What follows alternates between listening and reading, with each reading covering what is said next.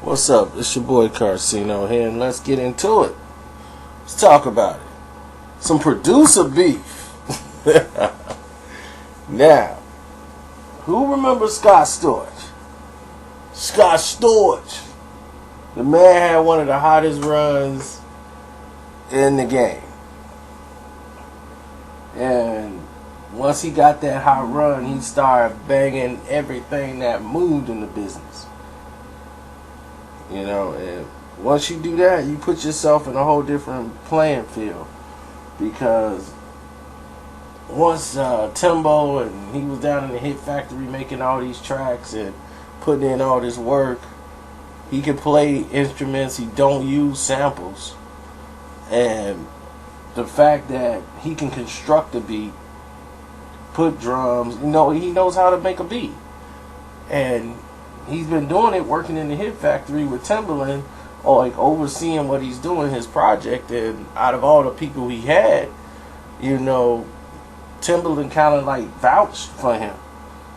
So even though Timbaland didn't do anything for him, like, I'm gonna make the beat for you type thing, he vouched for him. And by him having that vouch and okay, it kind of put him where he needed to be. And once Lean Back came out, and the Rockaway with Fat Joe, that really put him on the map. And he had all these tracks already done, like, because the kid was a workaholic. And this is like 04, 05. He got Candy Shop. He did about 3-4 songs for Beyonce. He's on fire. So naturally that leads to women and a whole different type of crowd. He did Still Dre. Dun, dun, dun, dun, dun, dun, dun, dun. So Dre then was dealing with him. And that's how he got to 50 and everybody else.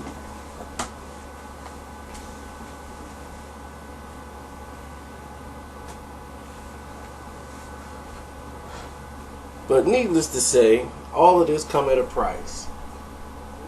You start hanging out in the party crowd and start making millions of dollars and upwards of about 6 figures a track. So he's making good money now. And he's doing like the upper echelon of artists, of the Britney Spears, the Christina Aguileras. He's not just doing the homeboy rapper track no more. So, you're making big money. Now, situations start happening. He started hooking up with Paris Hilton. And Paris Hilton was, hanging out with this guy. He's the hottest producer in the world. Paris Hilton is hanging with her and her friends, and they're dating. Her and Scott, and they spending up Scott's money, and she got her own money, but they're dating and hanging out. Next thing you know, here comes Coke. All those Coke Life Hollywood friends. So Coke Life flying around. He starts seeing her friend Kim Kardashian, who's quiet, shy, but she's hot. And Scott's doing a lot of coke. He's hitting on her, trying to get her to go. And eventually she goes. And it ends up splitting up Paris Hilton and Kim Kardashian as being friends. Because she stole her man. Scott was her man, and she took Scott from her.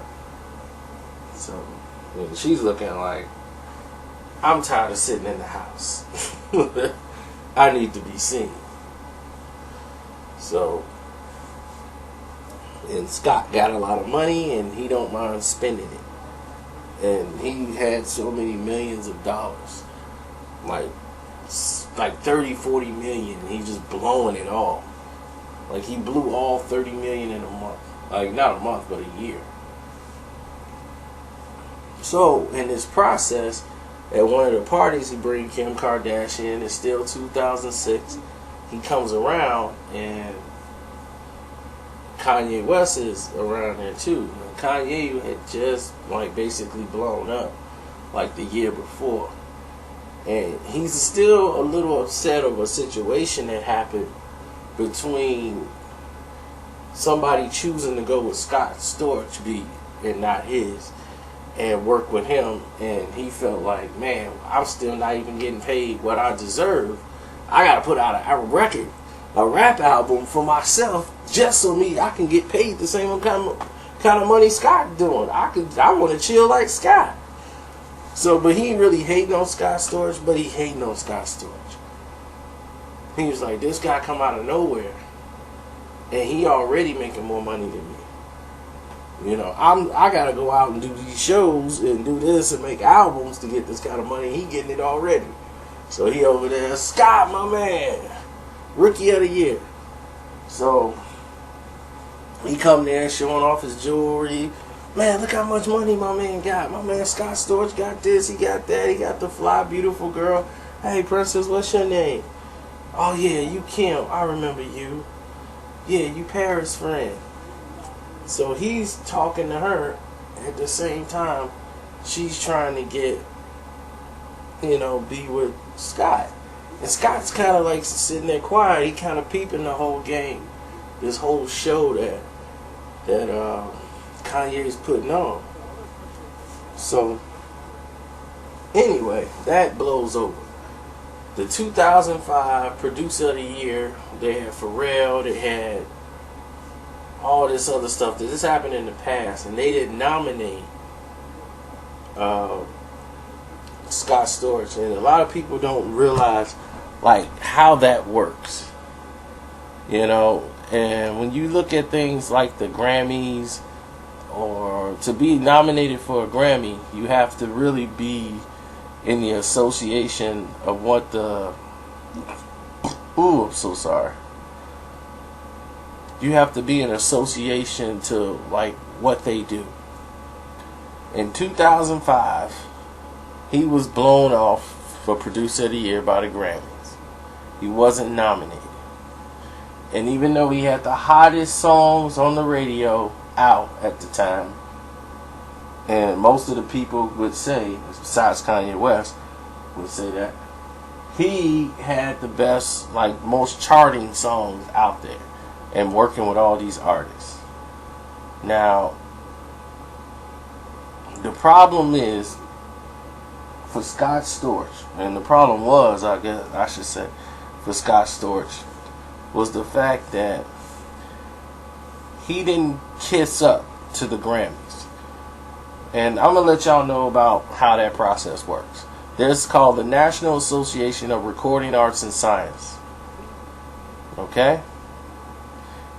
If you're not a part of the National Association of Recording Arts and Science, you are not going to get a Grammy. Meaning that they have functions that you need to attend in order to be associated with the Grammys or to be nominated. Certain procedures have to be met. Now, nobody has to, you don't have to be a member to be nominated. But let's just say 99.9% of the people who are part of that association either is nominated or win, because they administer the Grammys, and that's how that goes. So everybody knows that there's a certain circle to follow in that procedure. Now, Kanye at this time had already was putting in word that, this situation here. So when he got the snub, he was cool with it. But he was defending. People were asking, like, man, you Producer of the Year between you and Kanye West. Like, who should get Producer of the Year? Timbaland's out there and everybody else, that's your mentor. And Scott has never said anything bad about Timbo at the time. Period. Because Timbo is his guy. That's who put him on. So he always bigged up Timbo more than anybody else. But they was trying to say Kanye West, and Kanye was tooting his own horn. Like, look, I'm supposed to get producer of the year. I'm the best producer out here. And he kind of got passed over for some projects. One by Justin Timberlake. Another one by Christina Aguilera. And he kind of felt like they went with Scott Storch and kind of left him out the mix. And he was, naturally kind of jealous about the situation. So, the situation came to another point, like during the interview, when they were saying, like, Kanye or you. And he said, well, Kanye definitely, he's an artist. He puts in a lot of work into his own music. He bigged up to him. He's an incredible producer. And he's like, not that he don't think Pharrell should get it. He thought Kanye should get the award too. If he didn't get it, it wasn't bothering him. He'd rather get the money. Because he's like, I'd rather be in the studio putting in work. So he never said nothing about Kanye West. Then it got to another interview after the Grammys and everything was over with in 2006 that he was talking about what he does, but he was speaking about in general because he did the song Cry Me a River, and this is what tied him and Timbaland into a beef and just ruined everything for him because he was doing a lot of coke at the time. And it was breeding a lot of confidence, Scott Storch. And he was about to come out with a rap album. That's how confident the cocaine had got him. And he was charged. He had the guy XO, what's his name? Knox, that's his name. Knox from Philly. In Philly, he's going to write the album. Scott Storch can go in there, and Scott Storch like, I write too. So me and you, we'll do this album together. And he was going to do it like Timbaland was going to do it. So he was feeling himself. But the thing is, he went as far as to actually say that Timbaland and himself, he was saying, oh, hold on one second. I'm trying to get my mind around it. I remember exactly what he said about Timbaland. Oh, it was the Cry Me a River. That's what it was. Cry Me a River situation. Now, he put the drums on it for Timbo. He came up, we played the piano on there. And basically showed them how the concept of the song was going to go for Cry Me a River. And when Timberland did what he did on it, all Scott Storch wanted, he was like, man, I just thought like he'll have like produced by Scott Storch and Timbaland, just out of respect. He was like, it had like mixed by, it was like, wow. Like pianos played by Scott Storch. And he was like, what? And then that was just one incident. There's another incident where he took one of Scott Storch's whole songs and pawned it as his own for a commercial with Kevin Garnett, basketball commercial, and Styles P. And it was like produced by Timbaland. And Scott Storch didn't even know about it. He saw the commercial on TV and was like, and now he heard the song, like, whoa, that's mine. So this guy stole his whole song. So naturally, Scott Storch is upset. So once he put that in an interview, but he didn't put it out as vastly as I put it out. He kept it short by just mentioning, I thought I'd give more credit for Cry Me a River than what I got. That's what he said in the interview. He kept it short. Timbaland went on a whole diss record, did a whole verse talking about Piano Man and Give It To Me. You got Justin Timberlake on there. and Nelly Furtado, I think, or Fernado, whatever her name is, she disappeared quick. But yeah, they all on there and they going at Scott. Well, not all of them, but Timbaland mostly, for his statement on Cry Me a River. Then Scott makes another big mistake and comes out with that diss song called Time to Build. No, You Ain't Built Like That. And he comes out with You Ain't Built Like That, and he got Knox on there, and he's basically telling him that Danger is upset with him because Danger makes all Timbaland songs. He's like, Danger makes all your beats, and you stealing from him, and so you guys need to pick this stuff up. So before the album comes out, because Timbaland was actually building up some buzz for his own album he was releasing when he's rapping. He was taking steroids at the time. That's when everybody was in the steroid mode. And they did a crackdown on Hollywood. The band that got, you had Dr. Dre, you had 50 Cent, you had Timbaland, you had Busta Rhymes. The whole Aftermath crew, even Eminem, all of them was taking this new steroid that they had out at the time. But that guy got busted and went to jail. Everybody got fat.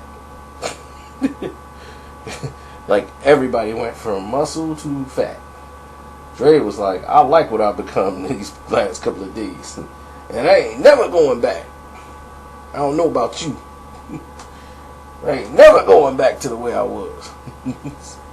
I'm going to stay on this. So Dre went ahead and started working with, personal trainers. He wanted to stay in the condition he was in. Everybody else, like 50, got fat, then got skinny for a movie role, then came right back to muscular.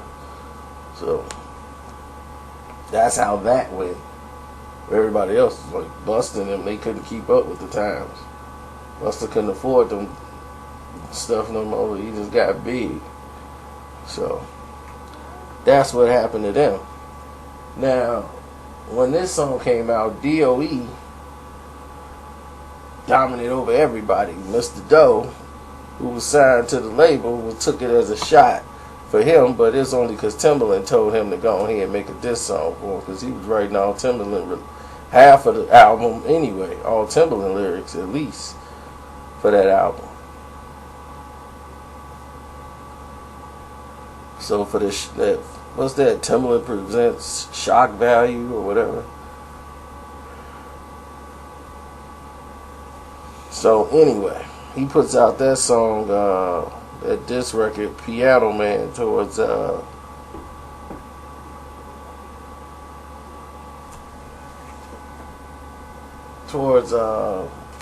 Storch. So when they got through going and doing their little beef with Scott Storch and all this stuff, they put that song on the record because the Timbaland had pushed the album back so he could put the song on there. He was doing it for publicity.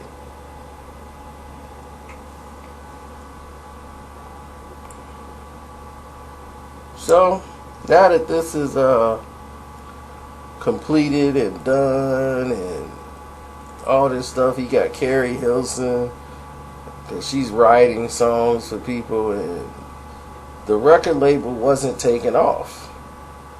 And it was the Beat Club Records, and that's when he's like, man, ain't nobody at Beat Club doing nothing. You don't know what you're doing. You can't judge talent.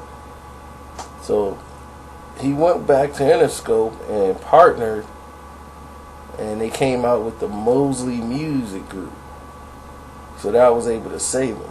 Now at this time, Scott Storch is still, doing his thing, talking about what's his name?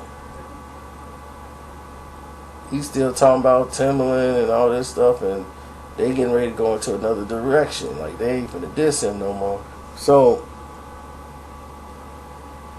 when Timbaland drops his album, Timbaland had so many people, like connections in the business, that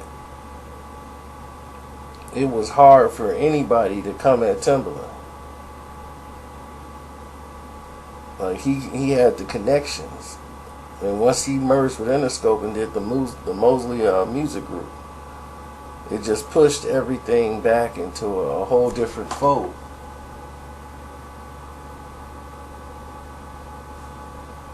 But a lot of people looked at the album as like Timbaland, like that's it. That's like one of his worst albums ever. Was shock value.